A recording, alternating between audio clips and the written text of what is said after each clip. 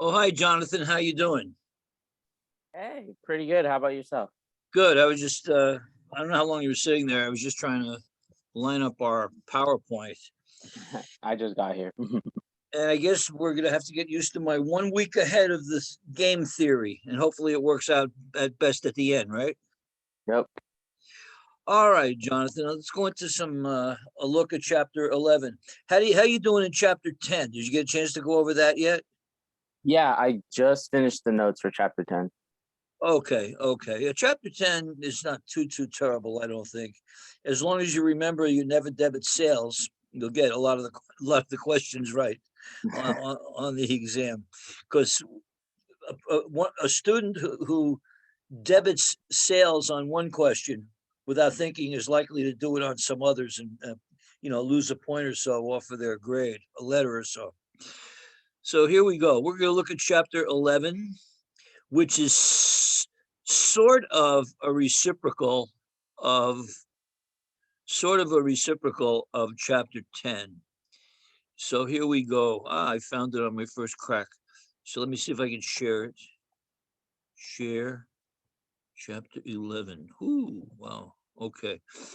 All right, Jonathan, here we go. And good morning to the rest of the class, who I know will be storming to look at this video once it's posted online. Accounting for purchases and cash payments. Prior chapter was selling and cash receipts to some extent. So here we go. Merchandise purchases. In a merchandising business, purchases refer to the inventory, the merchandise acquired for resale. That's the very definition of merchandise, inventory for resale. And the procedures can vary. And most of the work in this chapter, in fact, I bet all of it is going to be on account. On account. We're not going to be making big purchases for cash. So let's see how this plays out here. This is a kind of a little thing I think is worth looking at briefly. Again, this might be old fashioned, but this is exactly the way we did it for years and years where I worked. Anybody in the company practically could fill out a purchase requisition. All that was a piece of paper that you signed and you brought it over to your boss. And you said, boss, here's a purchase requisition. I'd like to get a new computer for my desk. And if your boss approved it, then it would go to the purchasing department, because you don't want every employee to order their own stuff. You want that to be a centralized duty. So it goes to the purchasing department and they get the best deal they can based on what you need. And then when the goods arrive, you're going to have a receiving report written by somebody downstairs in the warehouse. And of course, you're going to get an invoice in the mail. So eventually you're going to staple all four of these together and write your journal entry. And then you staple these four to the journal entry, and that becomes your final file under the vendor name. So that's pretty typical. And they're just explaining the forms. Purchase requisition. You can request something, can be prepared by any authorized person. Almost anybody working in an office environment can fill one out. There's no harm, no foul filling one out. And then you see the distribution, purchasing, accounting gets one, and the person who prepared it. And that's a requisition. That's a fancy requisition all typed up.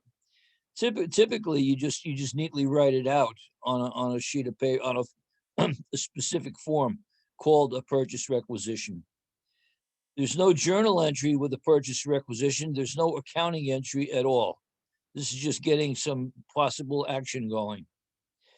The purchase order, well, that's the written order to buy goods from a specific vendor or supplier. This is the contract now. Once you sign the purchase order and it's accepted by the seller, you now have a document that's contractual. You've agreed to buy this material. They've agreed to make it for you or sell it to you. So the purchasing department is going to get a copy. They're talking about the different copies of the purchase order that goes around, sort of similar to the requisition. There's still no accounting entry, though. No accounting entry at all at this point. We haven't received anything. Purchase order, it looks like the requisition. Now we've received the goods. Now we have received the goods. If we have no invoice, there's no accounting transaction just yet. We may have to accrue something at the end of the month if we don't have the invoice. But for now, there's still no accounting transaction. It can be a separate form or can be created from the purchase invoice. It comes in different layers of detail, different presentations. Now we got something. Now we have an invoice. We got the bill from the vendor, and the vendor, the buyer. We're the buyer of this chapter. We call it a purchase invoice. And now the accounting department is going to take the requisition, compare it to the purchase order, compare it to the receiving report, checking them all, and then you have your accounting transaction. And that's an invoice. We ordered 3 of these guys, 3 of this part number for $78, 3 at this, etc. You see the stamp on here? That stamp is reflecting that somebody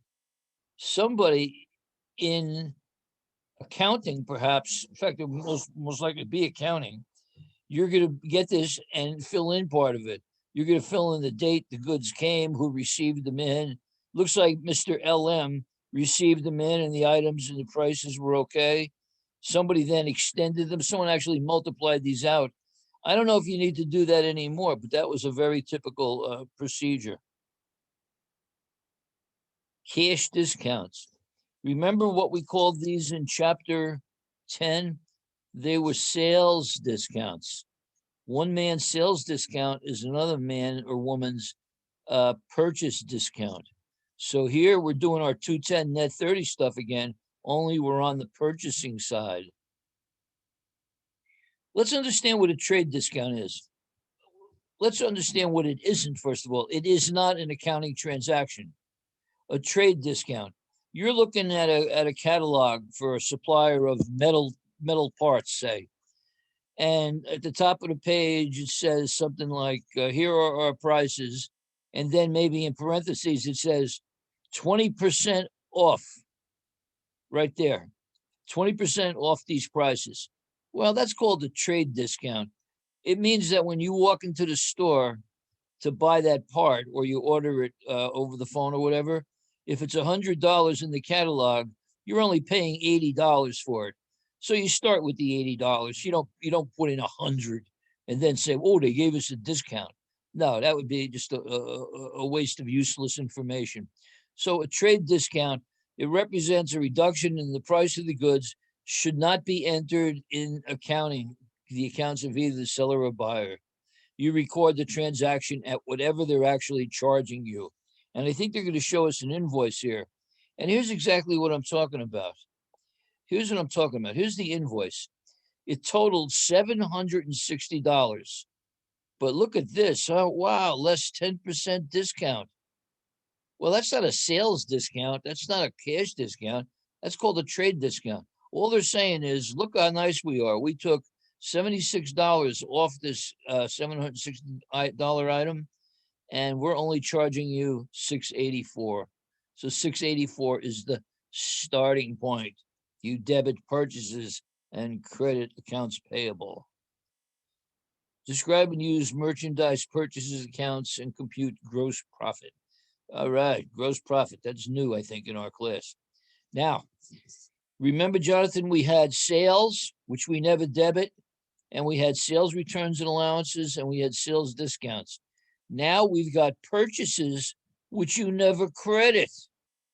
You never credit purchases, never. You never debit sales, you never credit purchases. What you do credit, though, are purchase returns and allowances if we return goods or we get them to give us a price break, or if we take the advantage of paying early to get a discount, we call that a purchase discount.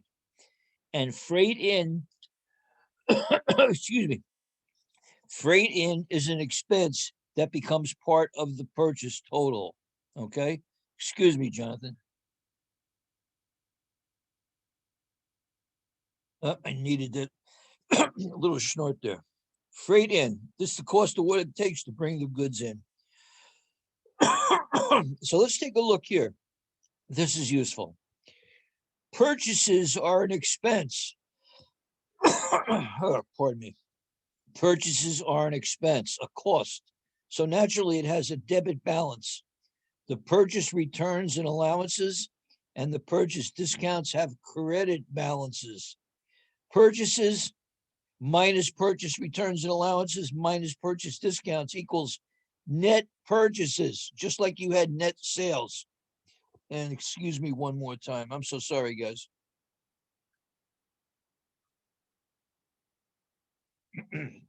Little frog in my throat. Take a look at freight in. Freight in is an expense. That's going to be added to the purchases as part of your cost. It's just going to be shown in a different account called freight in, but it's really part of the purchases. Purchases account.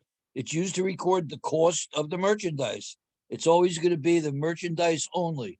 It's debited when the merchandise is purchased and you never credit it. Never. They're talking about the closing process, for God's sake. We know that already. Otherwise, you never credit.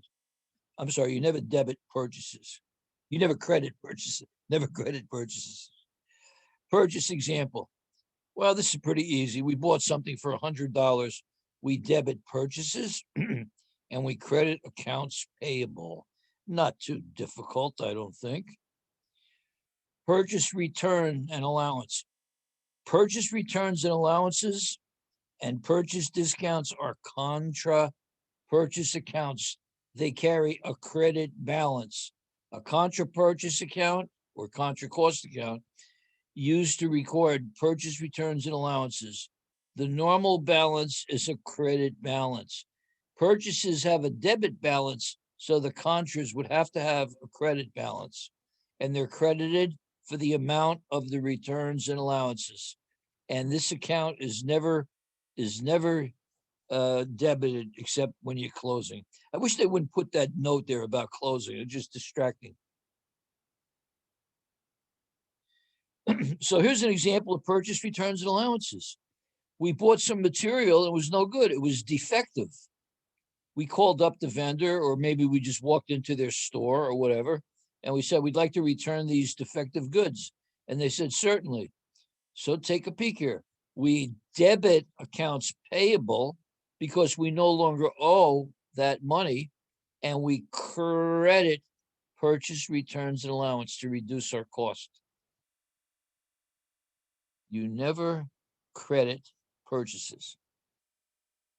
And here's the same exact transaction, different numbers, only they're using accounts payable. Okay, we debit accounts, they're using they're using payable instead of cash. That's all that is. Purchase discounts, a contra purchases account used to record cash discounts allowed on purchases. The account is credited for the discount granted by the vendor for prompt payment. We know about this now from chapter 10. And this account is going to be debited during the closing. We know that already. So let's look at a purchase discount example. Material is purchased for $100 and the terms are 210 net 30. Well, at that point, we just record the purchase for $100 because we don't know if we're going to take the discount or not. So accounts payable is debited for the entire amount of the purchase when we make the payment. Now we are paying it. So we get rid of the $100 debt by only paying $98, and thus we took a 2% discount. Okay? We debit accounts payable for the merchandise itself, cash 98, discount 2. And let's take a look at freight in. An adjunct purchases account used to record transportation charges on merchandise purchase. I like that word adjunct because I'm an adjunct teacher. An adjunct. It means an extra. An extra purchases account used to record transportation charges on merchandise purchases. The amount is debited for transportation charges. Freight in is just another expense. Let's have a little fun with FOB. If you were if we were on campus and you're in my class, I kind of talk about this a little more, I think, than maybe the other teachers, because I worked for a while with a company where we used this strategically to control cash. So let me talk about it a bit. Freight on board, free on board. I don't know why I always called it freight on board. Free on board, FOB. FOB is a point in time. That's all it is. FOB is an exact point in time when title to the goods changes from the buyer to the seller.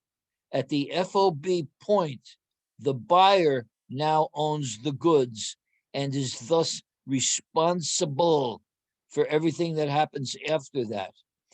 And there's two major FOB points, shipping point and destination. FOB shipping point. FOB shipping point.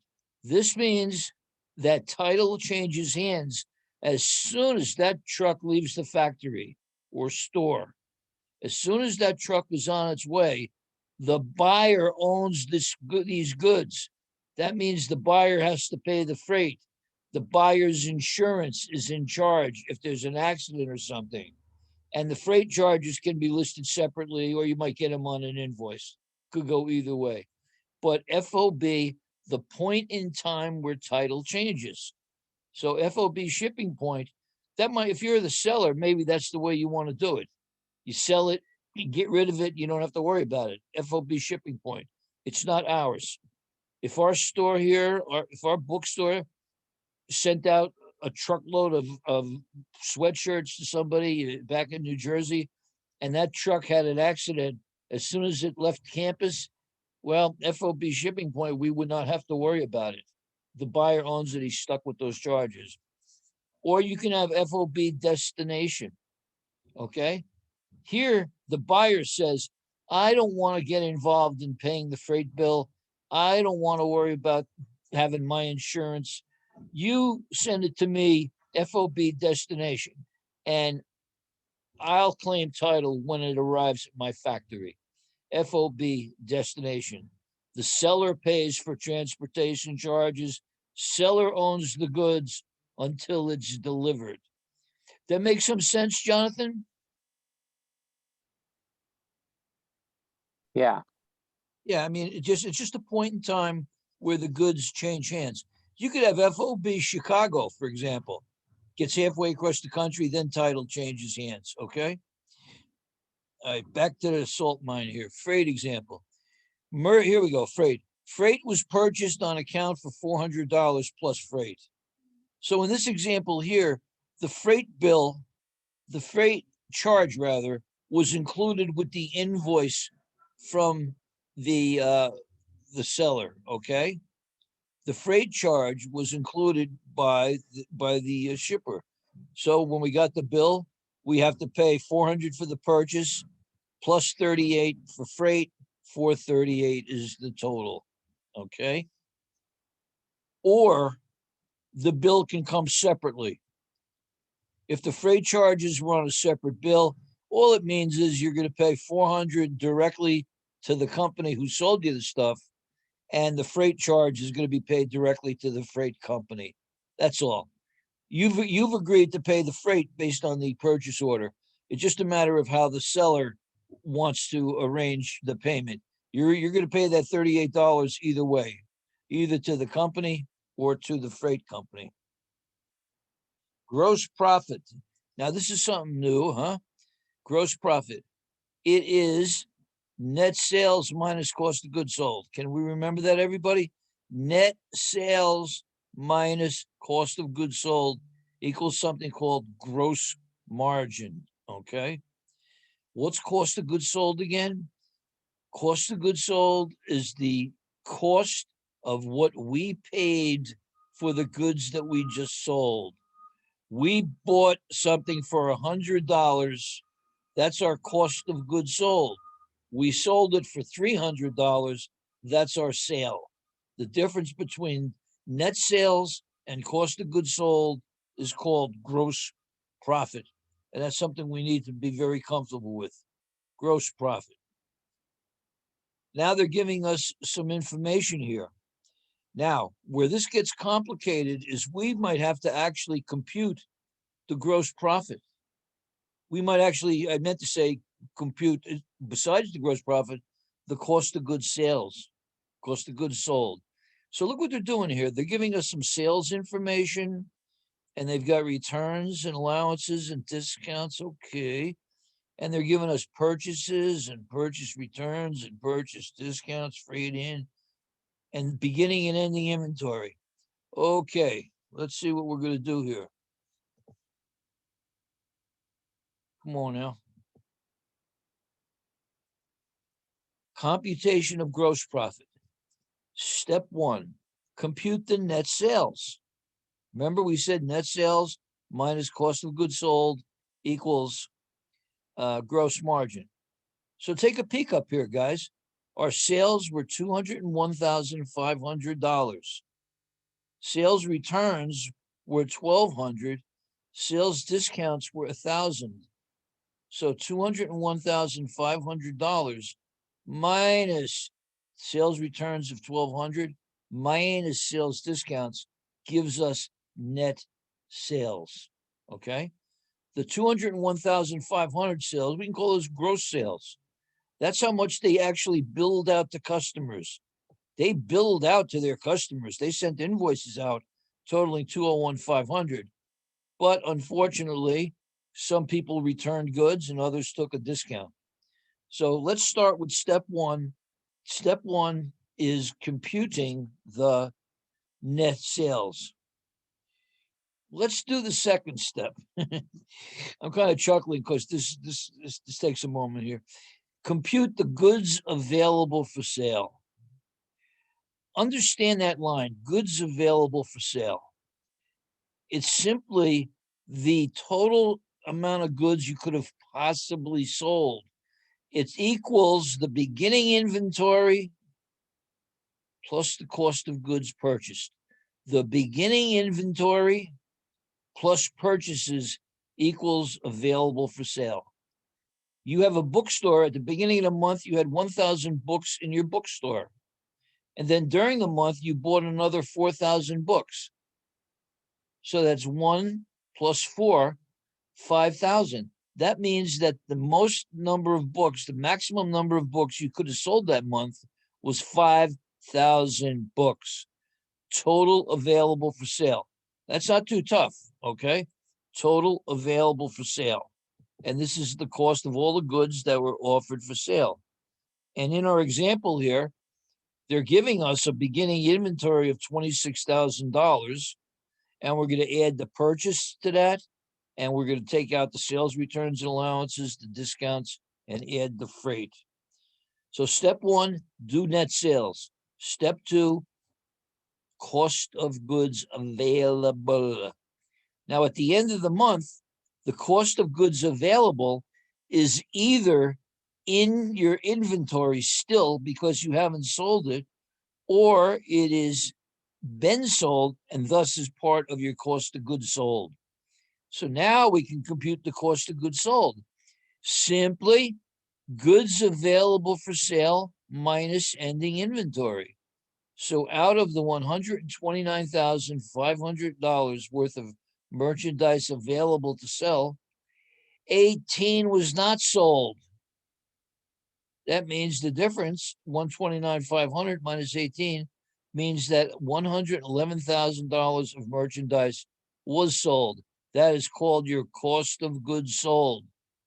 Gross profit equals net sales minus cost of goods sold.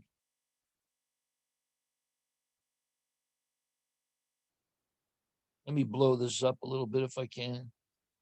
How come this thing sometimes lets me blow it up and sometimes it doesn't? Why is that? Come on now. No, I got to do it with the fingers. Impolite to stick your fingers in things. Okay, take a look at this, everybody. This looks woefully complicated. But remember, we had 4 basic steps. Step number 1, and these steps are highlighted in black. Okay, step 1, get the net sales. Net sales, your gross sales minus sales returns and allowances minus sales discounts. Okay. Now we have to compute the cost of goods sold. Remember our next step, get the available number. Get an available number. Well, that's going to be the beginning inventory plus your purchases minus purchase returns and allowances, purchase discounts. That'll give us something we might want to call net purchases. And of course, we have to add the freight. So the cost of goods purchased is 103 plus 26. There is your available number. Cost of goods available is beginning inventory plus purchases. And now that we have what's available, they're telling us, because we took a physical count, we went out and counted the inventory, there was only $18,000 left in the inventory. So we subtract that to get our cost of goods sold. And net sales minus cost of goods sold equals gross profit. Okay? A little tricky the first time you look at it, but it's really not bad if you divide and conquer. Get the net sales first. Get the total purchases. Add them to the beginning inventory, and that's what's available. And now we're getting into this posting to the ledger. Oh my goodness, how many times do we go over this, huh? Posting to the ledger. Describe and use the accounts payable ledger. Well, you recall we had a ledger in chapter 10 for accounts receivable, where we posted all of the transactions that hit accounts receivable. Same thing we're going to do here. Anytime we debit or credit accounts payable, it's going to show up on the subsidiary ledger. It's going to impact it. And it contains an individual accounts payable for each supplier. Okay. And here they're giving us some purchases. Let me take a quick look at this to verify this. Yeah, these are all purchases on account. Nothing onerous there. And they're just showing you the journal entries. Every one of them is the same. You debit purchases and you credit accounts payable. Debit purchases, credit accounts payable. Okay, that's good to know. Now we're ready to post them to the general ledger. The general ledger. And here is our journal entry. And let's follow the purchases side. You have 3,300 purchases here. Let's follow that around 3,300. Shows up right here in accounts payable. You have 2,200 for the next person, 2,200, and we debited purchases. Shouldn't be any problem with that. We know how to post. We know how to post to the general ledger. Now we have to do the same thing to the AP ledger. This time you're going to see a ledger with the title accounts payable, and it's just going to be the vendors listed. So let's take a peek. Look at your accounts payable ledger. Accounts payable ledger as opposed to accounts payable in the general ledger. Well, we have the same numbers, the 3,300 and the 2,500. Just like we posted them as credits to the general ledger, we're posting them to here to each account. Belinsky Cycle Works, credit 3,300. He owes us $3,300. This guy Ellsworth, he owes us 2,500 now. Posting purchase returns. Okay, somebody has returned goods to us. Okay, someone returns goods. The $200 debit is posted to accounts payable, controlling account, and the subsidiary. So let's take a peek. We return something to Rand's Designs. We debit accounts payable and we credit purchase returns and allowances. And we post appropriately. The accounts payable number 200 is debited here because we returned the goods, and we credit 200 to purchase returns and allowances. And with this particular customer, we owed them, as of May 1st, we owed them $5,300. But now that we returned 200, we only owe them 5,100. So I'm trusting the class is very conversant on how to post to the ledgers, okay? You should be very good with that by now. Posting cash payments, okay? Well, let's see. Assume Sunflower Cycle made the following two payments. We paid Ace Wheelwork for purchases made on account. Well, that's pretty easy. We know we debit accounts payable because we're paying off this bill, and we're going to credit cash for $4,800. On the 24th, we paid Gunner Cycles $8,700, but they gave us a 1% discount. We took advantage of the discount. So again, the accounts payable amount is the total invoice amount. We debit $8,700. We credit 1% of that, which is $87, to the account called purchases discounts, and the difference is the cash. So we paid an $8,700 debt. We settled this debt with a payment of only $8,613, okay? And if someone gives you a 1% discount for giving your money up for 20 days, you would be crazy not to take advantage of that, because that is a huge, huge, huge discount, annualized. And again, they're just showing cash payments going into the ledger, and I don't think we need to spend real time with that. But take a look at your accounts payable ledger, 4,800. We paid 4,800. We're down to zero. We owe this guy, what was that, 8,700. We're down to zero. We are down to zero. And now all we do is prepare the schedule of accounts payable. And that's simply, and I will use the word simply, you're going to your accounts receivable ledger and pulling out whatever balances are there at the end of the month. And there it is. At the end of the month, we owed Belinsky. I can't believe there's no S in that name. It should be Belinsky. We owe Belinsky 3,300, Ellsworth 25, Milwaukee Cycle 800, and Rand's Designs 5,300. And they talk about finding errors. And that's pretty much chapter 11.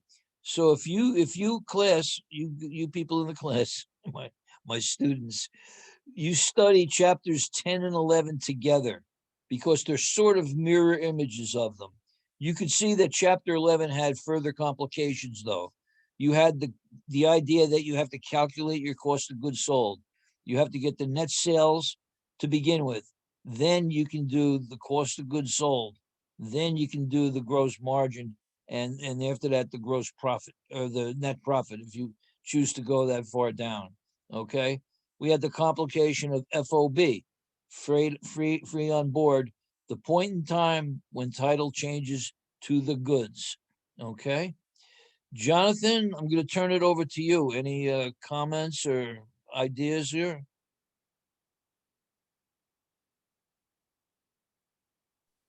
No, not really. I mean, it's just exactly like you said. It's the like complete opposite of chapter 10. Yep, it's opposite of chapter 10, and then they throw in a little more complications, because it's a lot harder to compute the cost of goods sold than it is the net sales that we did in chapter 10. But I don't think it's too terribly difficult to master these two chapters. And I think you guys should be Right. okay. So, all right, you got any questions, Jonathan, or do you want to call it a meeting? Yeah, I don't really have any questions for today. Okay, I'm empowered. Jonathan says we're done here. That sounds good. Okay, Jonathan, well, you take care, and I hope to see you on Friday when we get into some more good stuff, okay? See you later, Yeah. John. Thank you. Likewise. Bye-bye.